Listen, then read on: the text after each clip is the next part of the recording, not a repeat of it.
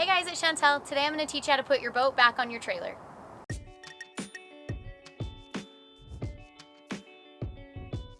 You've had a great day on the water, everybody's had a ton of fun, you're super tired, and now it's time to put the boat back on the trailer, which can be one of the more stressful parts of boating. So I want to go through my tips, the things that I do every time I put the boat back on the trailer, just to make it a little bit easier, less stressful, so next time it'll be quick, easy, everybody can wipe the boat down and then get home.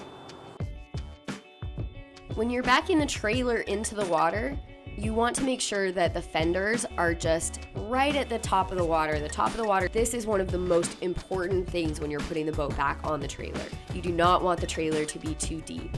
What can happen then is the bunks are too deep to catch the boat as you're driving it up onto the trailer, so the back of the boat's just back there floating around, and then as you're powering up, you might hit the trailer.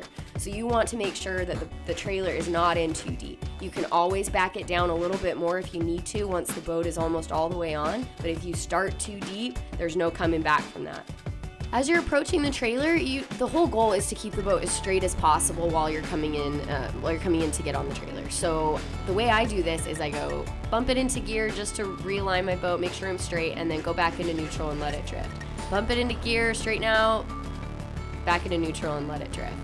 Now as I'm getting closer to the trailer, the whole goal is to keep the bow centered in between the guideposts. But as long as I'm in between them, even if I'm not fully centered, that's okay. Once I get on the bunks, it's gonna catch the boat, and then I can use the wheel and kind of straighten it out as I power it up onto the trailer.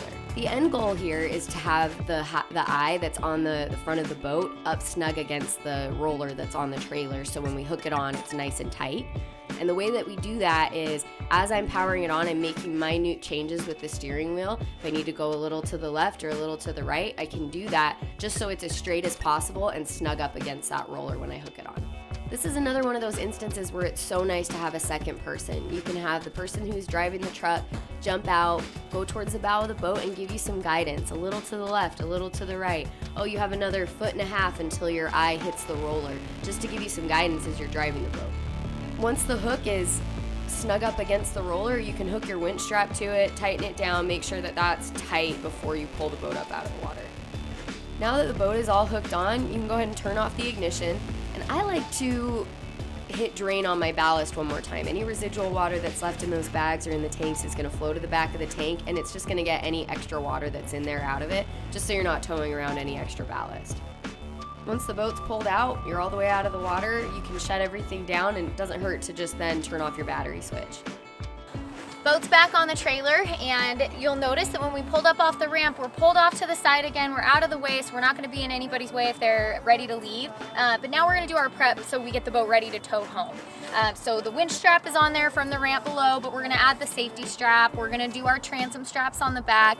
We're going to double check if there's water inside the boat and I need to pop one of my plugs, the T-plug or the transom plug. I can do that, and then the water can drain on the way home. If you're towing a really long distance or on the freeway, definitely put the bimini down, put its boot back on. I would put the mirror down, fold the racks in, basically get the boat just ready to tow for a long time. If you have gear inside the boat that can blow out, make sure that's secure. Don't leave boards in the board racks. Either put them in your truck or down inside the boat where they won't blow out. It'll protect your boards. They won't get damaged that way. And most importantly, everybody gets a towel and wipes down the boat. That will save how your boat looks for many, many years. If you wipe it down with a lot of people, it takes 3 minutes and your boat is going to love you for it. That's how you put a boat back on a trailer. If you have any questions, leave them in the comments and I'll get back to you as soon as I can. If you have tips or tricks that you use when you're putting your boat back on the trailer, leave them in the comments. I'd love to hear them. If you like this video, hit like, subscribe to my channel if you want to see more stuff like this, and we'll see you on the water.